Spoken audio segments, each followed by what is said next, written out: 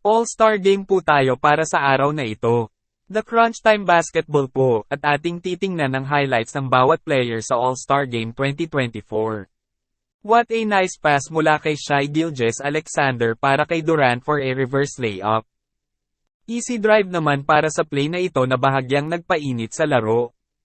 It's a miss shot mula kay Shai Gilgeous-Alexander, rebound by Jokic sabay pasa kay Durant for a 3. Kevin Durant just takes Dame for a drive and give Dame a too small action. May pagbawi si Durant.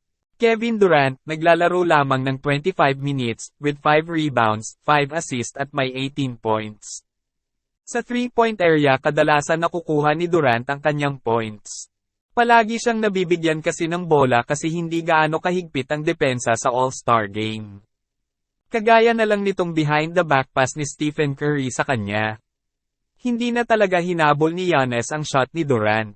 LeBron James, ang team captain ng West Conference team ay maglalaro para sa kanyang record-breaking All-Star Game. Ito ay ang kanyang 20th times appearance sa isang All-Star Game, ang pinakamarami sa isang player sa kasaysayan ng NBA. Ito ay ang kanyang 20th times appearance sa isang All-Star Game, ang pinakamarami sa isang player sa kasaysayan ng NBA. Si LeBron ay naglalaro sa loob ng 14 minutes lamang. Siya ay may 4 rebounds, 3 assists, and 8 points. Ang sabi ni Adam Silver, wala siyang mahahalin tulad na ibang player kay LeBron kapag si LeBron ay nagre-retiro na. Sa paghahanda ni LeBron James para sa kanyang NBA record na ika-20 na All-Star Game, kinikilala niya na iniisip niya kung ano ang magiging hitsura ng kanyang paglalaro sa dulo at ipinahayag ang pagnanais na tapusin ito kasama ang Lakers. Ako ay isang Laker, at ako ay masaya at lubos na naging masaya na maging isang Laker sa huling 6 na taon, at sana manatili ito, sabi ni James. Ang ika-9 na All-Star Game ni Jokic ay nakaton sa kanyang kakayahan sa katatawanan at pagiging madaldal sa kanyang mga kakampi. Hindi laging ganito para sa 2 beses nang naging MVP sa liga na karamihan ay nag-i-Ingles. Binigyan ni Jokic ng high five ang lahat sa bangko ng West team tuwing siya'y pinalitan sa laro. Na-follow up pa niya ang bola habang hindi ito na-shoot sa unang attempt. Magandang bounce pass naman para kay SGA na mag-cut ito sa gitna. Alley-oop pass para sa kanya galing sa kanyang kakulitan sa laro na si Luka Magic. Entry pass naman galing kay SGA nang nag-cut naman siya sa gitna at libreng layup ito para sa kanya. Lumingon siya upang i-high five ang East coach na si Doc Rivers pagkatapos mag-shoot ng isang corner 3-pointer sa harap ng bangko ni Rivers. Nakapagpatawa siya sa mga manunood nang magpakunwaring gagawa ng dunk sa transition, ngunit layup ang ginawa. Isang 2-man wave ang kanilang ginawa with no dribble, sabay pasa kay SGA, at easy layup pa ito. Sa huling 2 minuto, inialisan siya ng mga depensa upang subukan ang mga dunk. Nang makapag-dunk siya ng isa gamit ang kanyang kanang kamay, nag-flex sila ni Karl Anthony Towns sa isa't isa. SGA for a 3-point shot, this time galing naman kay Jokic. Another wide open 3 na naman para kay Shai Alexander na mula kay Devin Booker. Inside pass para kay LeBron James, pero bahagyang natip ni Lillard ang bola at napunta kay SGA para sa isang dunk. SGA, nag-drive sabay kick-out pass kay Paul George para naman sa isang open 3. Si SGA ay naglalaro ng 28 minutes at may 4 rebounds, 6 assists at 31 points. Siya ang second highest scorer ng Team LeBron. Sinamahan pa ito ng isang elevator play at naging libre siya sa 3-point area. Sa second quarter na may 7 minutes ang natitira. Isang step back 3 naman ang kanyang pinakawalan. At hindi pa siya tapos, isa pang bank shot ang idinagdag sa may 4th quarter. Sakaling mangyari, isa ito sa mga bagay na inaasahan ko habang ako'y nagiging mas mahusay na manlalaro ng basketball, sabi ni Gilgeous-Alexander nang mas magkaroon siya ng pambansang pagkilala. Kasama na ito sa pakiramdam.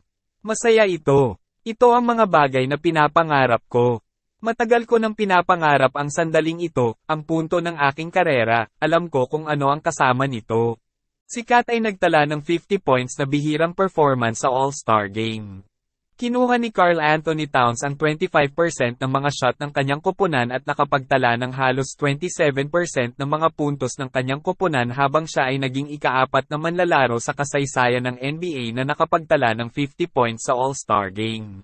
Ang malaking tao ng Timberwolves ay nagtala ng 50 points sa 23 sa 35 shot, kabilang ang 4 of 13 mula sa 3-point range, na nagtulak sa Western Conference All-Stars. Sa kabila ng kanyang big night sa pag-score, ang West Connection ay naungusan ng 6 na puntos nang siya ay nasa sa sahig at itinakda ng Eastern Conference ang isang record sa pag-score sa isang 211-186 na panalo. Opsyonal ang depensa. Kasama si Towns sa mga sumali kay Jason Tatum, Anthony Davis at Stephen Curry bilang mga tanging manlalaro na nakapagtala ng 50 points sa All-Star Game. Tatum, 55 points noong 2023, Davis, 52 points noong 2017, Curry, 50 points noong 2022. Hindi katulad ng tatlo, hindi ang pinakamahusay na manlalaro ng laro si Towns.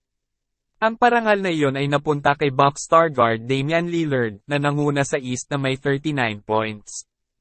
Kahit na may 50 points si Karl Anthony Towns sa larong ito, hindi pa rin siya ang naging All-Star MVP, dahil hindi sila nanalo. Pagpapakitang gilas sa playmaking ni Stephen Curry sa pinakamalaking All-Star Showcase. Nakapagtapos si Curry na may 8 assists, kabilang ang ilang drop and dime sa mga superstar na mga kakampi. Habang nag-e-inbound ng bola mula sa malapit sa kalahating court, nagtapon siya ng isang no-look lob kay Anthony Davis para sa isang dunk.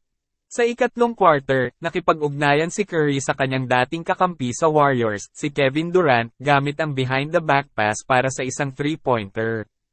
Wala pang isang minuto, nagtapon siya ng isang cross-court pass gamit ang kanyang offhand para sa isang slam ni Luka Doncic sa transition. Fresh pa mula sa tagumpay sa 3-point contest laban kay Sabrina Ionescu sa unang NBA vs. WNBA battle noong Sabado, nagtala si Curry ng 4 na 3-pointers sa unang kalahati ng linggo. Isang farewell tour o bigla ang pagreretiro. Sinabi ni LeBron James na siya ay 50-50. Sa wakas, si LeBron James ay mag-isa na sa NBA All-Star Game record book na nalampasan si Kareem Abdul-Jabbar sa pagkakaroon ng record na 20th selection this season. Samantalang ang kanyang mga mas bata at sa maraming kaso, mas batang mga kasamahan ay humarap sa mga reporter noong Sabado, naghintay ang All-Star ng Los Angeles Lakers na si LeBron James hanggang ilang oras bago ang mid-season showcase ng linggo sa Gainbridge Fieldhouse. Naturally, ang usapan ay umikot sa ilang mas marami pang taon ang plano ng 39 years old na maglaro.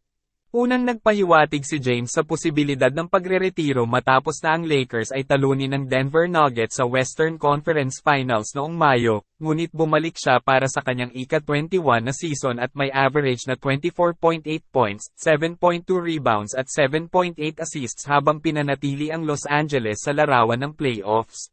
Sa higit sa 100 reporter mula sa buong mundo na nagtipon sa isang makeshift na lugar para sa press conference, kinilala ni James na hindi na malayo ang wakas ng kanyang karera. Hindi ko pa naplanong kung ilang season pa ang natitira ko, ngunit alam ko na hindi na ito marami, sabi ni James. Natanong ako ng tanong na ito ilang araw na ang nakalilipas, gagawin mo ba ang farewell tour, o gaya ni Tim Duncan? Ako'y 50-50.